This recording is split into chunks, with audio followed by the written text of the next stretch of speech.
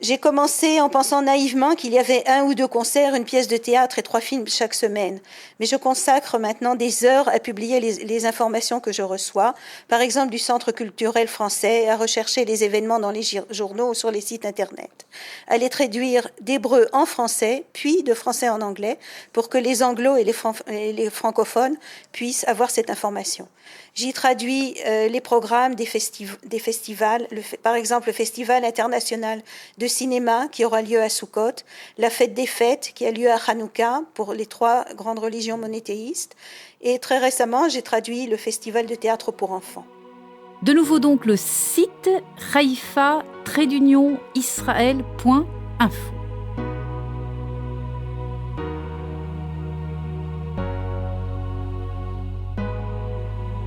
Nous sommes maintenant à Ashkelon et pour commencer avec Michael Azria. Michael est opticien. Son premier souvenir, c'est l'intégration de ses enfants et les fêtes juives, les mêmes qu'à Marseille, mais l'émotion en plus. Je m'appelle Michael Azria, je suis opticien sur Ashkelon. J'ai fait mon alia de Marseille en juin 2003. Nous avons choisi Ashkelon, mon épouse et moi, après avoir prospecté dans d'autres villes, car elle était à nos yeux la ville qui offrait un cadre le plus agréable pour nos enfants. En effet, Ashkelon, c'est une ville très aérée, où il y a peu d'urbanisation, peu de structures de grands immeubles et de grands canyonymes, bien qu'on soit bien équipé dans ce secteur-là. On doit dire qu'on a été très agréablement surpris par l'accueil de cette ville pour les Olim Khadashim. En effet, nos enfants sont arrivés, ils avaient 3 ans et 8 ans. On a beaucoup apprécié la prise en charge de nos enfants dans les écoles, sur Ashkelon, où tout était déjà équipé, préparé à les accueillir et à faire en sorte qu'ils puissent parler rapidement l'hébreu. Des cours étaient donnés à ma fille de 8 ans en parallèle de ses horaires de classe et pris en charge par l'école dont on avait choisi. D'ailleurs, dans les 3-4 mois, elle avait un hébreu parfait. Elle pouvait d'ailleurs réintégrer sa classe et suivre son cursus normal. Mon fils plus petit dans un GAN, là par contre ça a été plus rapide. À 3 ans, au GAN, il a rapidement parlé hébreu. Il y avait déjà avant nous des gens qui étaient déjà francophones dans cette ville depuis plusieurs dizaines d'années, qui eux aussi participent à la bonne évolution et au bon encadrement des Olim Khadashim. Donc, depuis que je suis sur Ashkelon, toutes les fêtes sont vécues avec une grande intensité, une très grande émotion, que ce soit des fêtes civiles comme la fête de l'indépendance ou des fêtes religieuses comme Kippour ou Rosh Hashanah. Elles sont vécues avec beaucoup plus d'émotion. Il m'arrive de pleurer très souvent à Rosh Hashanah, à Kippour. Yom Ha'atzmaut est un jour exceptionnel. La sirène que l'on entend pour Yom HaShoah fait vibrer notre cœur. C'est autre chose. Les fêtes vécues à Ashkelon et les fêtes vécues à Marseille sont peut-être les mêmes, mais l'émotion est vraiment différente. Nous avons demandé à Michael, qui connaît bien Ashkelon, de nous recommander des quartiers adaptés aux francophones. Comment choisir son quartier à Ashkelon ? Eh bien, il y en a plusieurs. Il y a notamment le quartier de Barnéa, qui est un quartier très résidentiel où résident de nombreuses familles francophones. C'est un quartier très très calme, qui est proche de la mer et qui offre un confort assez exceptionnel. Il y a par contre, pour ceux qui recherchent plutôt un quartier en mouvement, avec beaucoup de commerçants, le quartier de Neve Ilan, qui est très accessible aux écoles, très accessible pour les petits commerces. Et il y a également le quartier de Givat Aprachim, qui est un quartier de petites villas, très sympathique, qui est fréquenté par des familles dati de préférence et qui est très agréable à vivre. Après l'opticien d'Ashkelon, nous rencontrons l'anesthésiste, un autre personnage attachant francophone d'Ashkelon. Je m'appelle Jacques Albo, je suis anesthésiste, je suis chef d'unité d'anesthésie en salle d'accouchement à l'hôpital de Barzilai Ashkelon.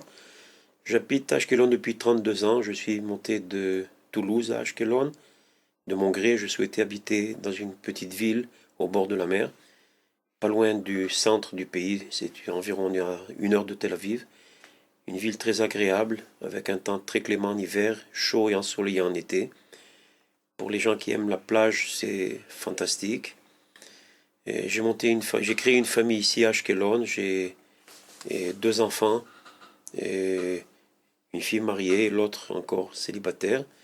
Ma grande fille est chef d'orchestre dans un des bons orchestres d'Israël. Et elle a étudié ici, mes deux filles ont étudié ici à l'école des arts à Ashkelon. C'est une excellente école un peu particulière qui joint les études de base comme les mathématiques, la grammaire, la littérature, etc. et les arts. Elles ont étudié la musique. Et ma deuxième fille est chanteuse, elle a une voix soprane.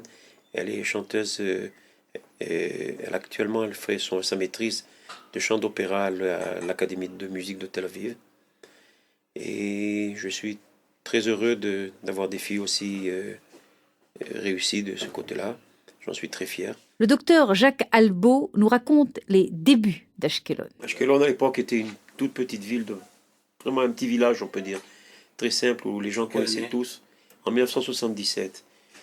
Je suis arrivé à Ashkelon à propos la même date que Anwar Sadat est arrivé en visite en Israël.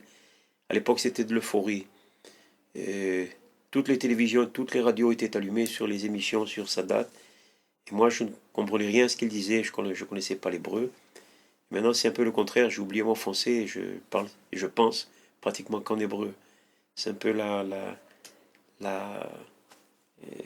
le comique de cette situation, qu'à l'époque, je ne comprenais vraiment rien à ce qu'on disait.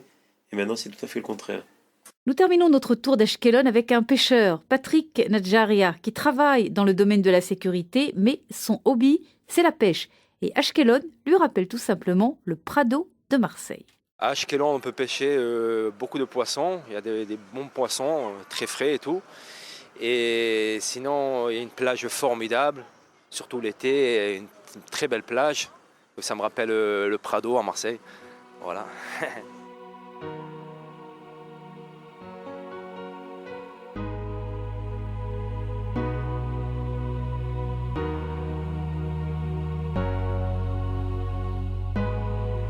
À Eilat, lors de la dernière émission, nous avions parlé de l'université d'Eilat. Cette semaine, 100% tourisme. Nous avons demandé à des Eilatiens de nous conseiller tourisme classique, mais surtout tourisme hors des sentiers battus.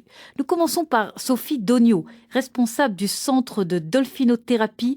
Après le travail, Sophie fait du vélo dans le désert et ses enfants, eux, sont champions de voile. Alors, une de mes passions pendant mon temps libre, c'est le VTT. C'est-à-dire je fais des balades dans le désert avec mon vélo.